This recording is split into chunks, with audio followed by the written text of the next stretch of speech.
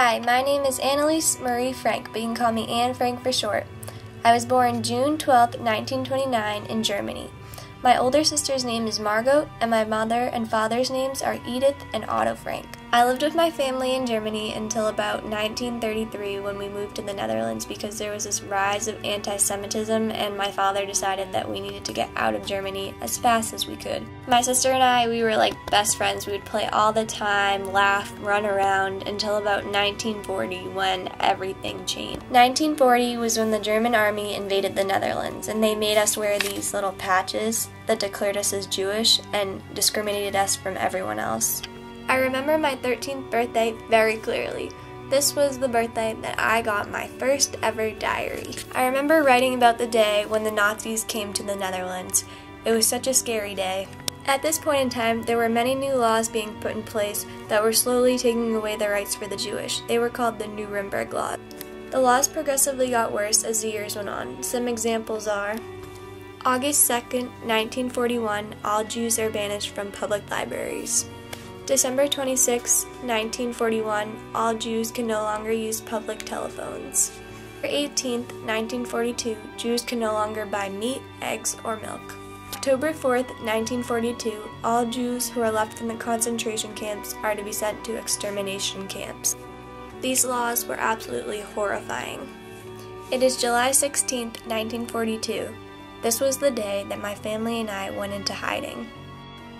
My sister had gotten a call about attending a work camp the next day. This is when my father knew that it was time.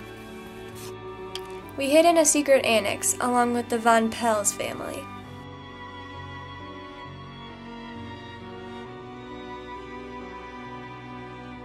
Not being able to go outside is the worst thing in the world, and I'm really scared that the Nazis are going to come and find our hiding spot. Most of my time writing in my diary that I got for my 13th birthday about my hopes and dreams and fears. I hope that someday we'll be able to leave our hiding spot and everything will be fine. August 4th, 1944, our hiding spot was found by a group of Nazis called the Gestapo. After we were arrested, my family and I were all sent to a concentration camp in Poland. About a month later, my sister and I were transported to a different concentration camp in northern Germany. The concentration camp that my sister and I were sent to was called the Bergen-Belsen. The camps had awful working conditions and we barely got fed any food at all. I later died of typhus in March of 1945. Thanks for watching, I hope you enjoyed!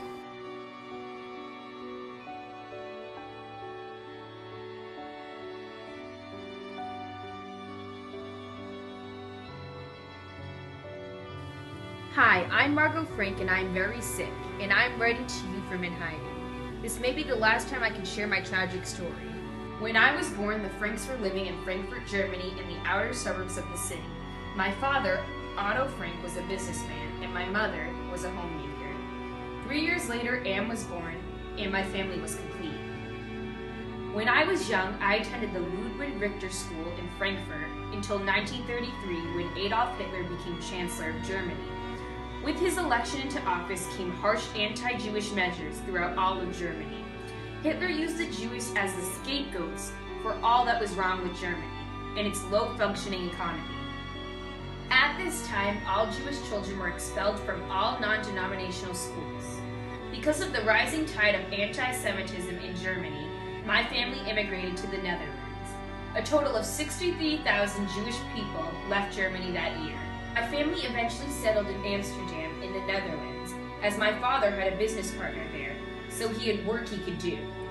He and his partner owned a pectin factory. Pectin is a substance used to make jellies and jams gel, and my father worked in the office management part of the business. After the move to Amsterdam, I enrolled in an elementary school on Amsterdam's Jekkerstraat, close to my Amsterdam South address. I studied there with excellent academic grades until 1940, when Germany invaded the Netherlands and established anti-Jewish laws in the Netherlands. I was forced to attend a Jewish lyceum. My classmates used to describe me as studious, intelligent, with excellent academic marks, virtuous, reserved, and deeply religious. I was also described as shy and more tolerant in nature than Anne. I was closer to my mother and became involved in Amsterdam's Jewish community at the urging of my mother. I took Hebrew lessons, attended synagogue, and in 1941 I joined the Dutch Zionist Club for young people. I mentioned many times that after the war I wanted to immigrate to Palestine to study to become a maternity nurse and eventually to study medicine. It was my deportation order from the Gestapo in 1942 that forced my family into hiding. The day after receiving my order, my family disappeared from our Amsterdam home and went into hiding on the attic floor of my father's business office. We were joined by our friends the Van Pels and their teenage son, Peter, and later by a Jewish Dutch dentist, Fritz Pfeiffer. 8 of us were cramped in a tiny attic. There we had to live silently during the day, and we could only move around and talk after 6 in the evening when the offices were closed. Thank you for listening to my story. I hope you enjoyed it.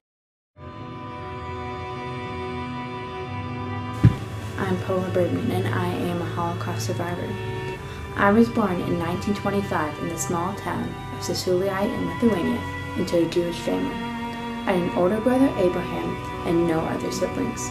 My father, Mendel Ann, was an apple broker. When I was about 11 years old, my mother, who was only in her 40s, died of pneumonia. There was no penicillin in Lithuania in 1936, and if you got an infection like pneumonia, you could easily die. I vacationed and celebrated holidays with my Aunt Rachel and her husband in Vilnius, the capital of Lithuania. In 1941, when I was 16 years old, my whole world was thrown upside down. On September of 1941, the Nazis invaded Lithuania and my small town. This happened at the time of the Jewish holiday of Rosh Hashanah, the New Year. I was visiting with my aunt and uncle and was sent a warning by my father not to return home, as the Nazis were there. Eventually, the Nazis arrived in Vilnius too. My aunt, uncle, and I were kept in a special neighborhood in Vilnius created by the Nazis called a ghetto. The neighborhood was the only place where Jewish residents of Vilnius could live. In the spring of 1942, the Nazis ordered my aunt and I, along with hundreds of others, to walk to a wooded area in the outskirts of Vilnius. There I witnessed what the Nazis had planned for us. Everyone that was marched there was ordered to line up in form of a pre-dug hole, and row by row, they were shot and fell into the hole.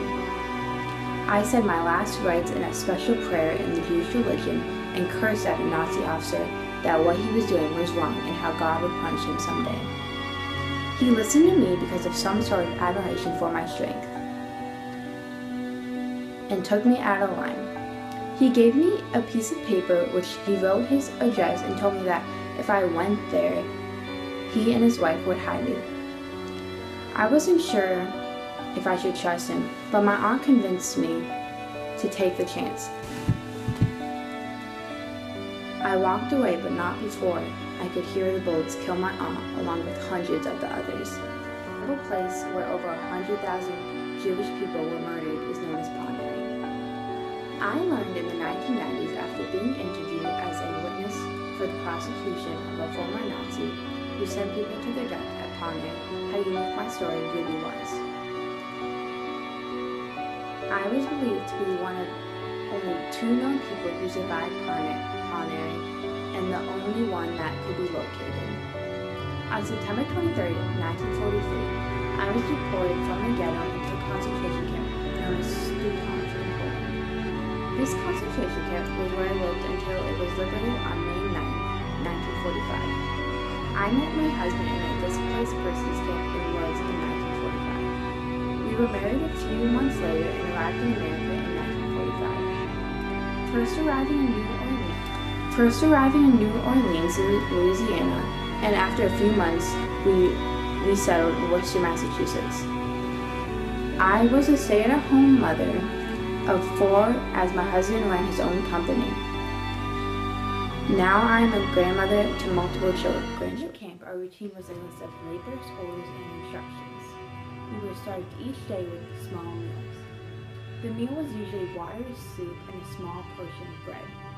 We tried saving as much as possible because we did so much work and had little to eat. We would share food to those who needed it most that day.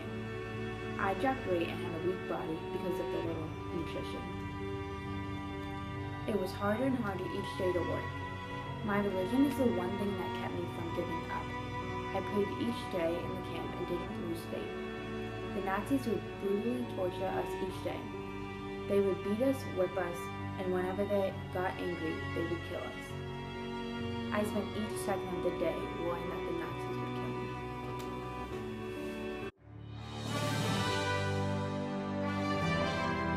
I survived the concentration camp and now I'm heading over to the United States to live out the rest of my life.